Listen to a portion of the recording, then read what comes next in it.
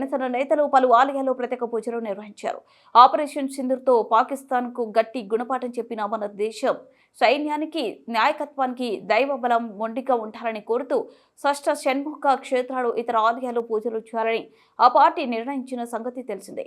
దీనిలో భాగంగా మంగళవారం విజయవాడ ఇంద్రకీలాద్రిపై శ్రీ కనకదుర్గమ్మకు మంత్రి నాదెండ్ల మనోహర్, ఎమ్మెల్సీ హరిప్రసాద్ ప్రత్యేక పూజలు చేశారు. కర్ణాటకలోని ఘటి సుబ్రహ్మణ్య క్షేత్రంలో రాజనగరం ఎమ్మెల్యే బత్తుల బాలరామకృష్ణ ఆధ్వర్యంలో నేతలు, అర్చకులు అభిషేకాలు, కళ్యాణోత్సవం నిర్వహించారు. దేశ సైన్యానికి దైవ బలం మొండిగా ఉండాలని ప్రార్థించారు. దేశవ్యాప్తంగా ప్రజలందరూ కూడా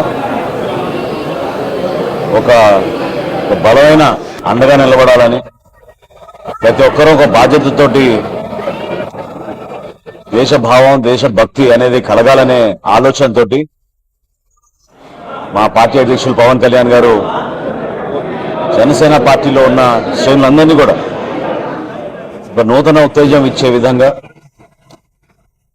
దేశం కోసం, మన రక్షణ కోసం పోరాడే మన సైనికులకి ఒక మంచి నాయకత్వమే సరిపోదు, దైవ బలం కూడా చాలా అవసరం ఇటువంటి సందర్భాల్లో అని ఆయన సూచనల మేరకు ఈ రోజున 12 ఆలయాల్లో కర్ణాటకలోను, తమిళనాడులోను, మన ఆంధ్రప్రదేశ్లో కూడా మీ అందరం కూడా కలిసి మా పార్టీ అధ్యక్షులు పవన్ కళ్యాణ్ గారు చేసిన సూచనల మేరకు ప్రతి ఒక్కరిలో ఆ భావన కలిగే విధంగా ఎప్పుడు కూడా సందర్భాన్ని బట్టి మనం మాట్లాడడం అనేది కాదు.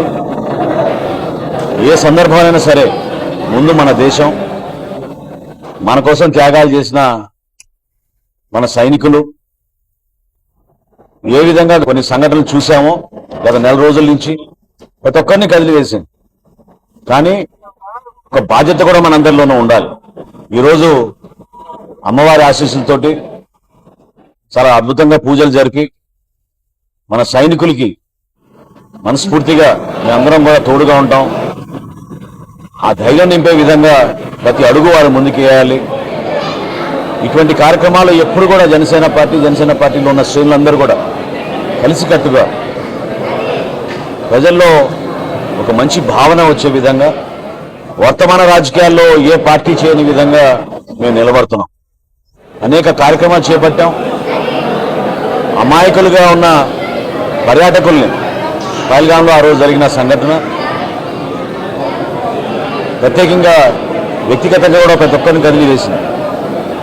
ఆ రోజు నుంచి ఈ రోజు వరకు కూడా కాల్పులు విరమణ జరిగినాక కూడా ఏ రోజైనా మరొకసారి యుద్ధ వాతావరణం వచ్చే పరిస్థితి కనపడుతోంది. కాబట్టి మనస్ఫూర్తిగా మేమందరం కూడా ఈరోజు ప్రార్థించింది, అమ్మవారిని కోరుకుంది.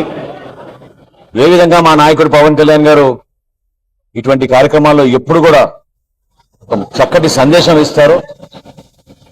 ఆ సందేశానికి దైవబలం కూడా ఉండాలి, మంచి నాయకత్వం ఉండాలి. మంచి నాయకత్వంతో పాటు అమ్మవారి ఆశీస్సులు ఉండాలని ఈరోజు దుర్గమ్మవారిని కోరడం జరిగింది. రాబోయే రోజుల్లో కూడా ఈ రోజుకి రాష్ట్ర ప్రజలు ఒక అద్భుతమైన తీర్పు గత సంవత్సరం ఇచ్చారు. ఈ రోజున కూటమి ప్రభుత్వం ఎన్ని కష్టాలైనా ఆర్థికంగా మేము చేసే కార్యక్రమాలని ప్రజల శ్రేయస్సు కోసం, రాష్ట్రాభివృద్ధి కోసం, సంక్షేమం కోసం అందరం కూడా కలిసికట్టుగా ముందుకెళ్తున్న తరుణంలో